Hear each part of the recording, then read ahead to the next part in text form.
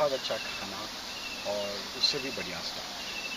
Lot of fun, बहुत खूबसूरत जगह, एकदम नदी के किनारे, बहुत अच्छा खाना और definitely lot of good pictures.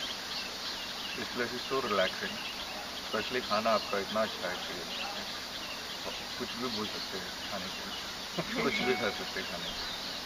Thank you thank you so very much. Much. Thank you.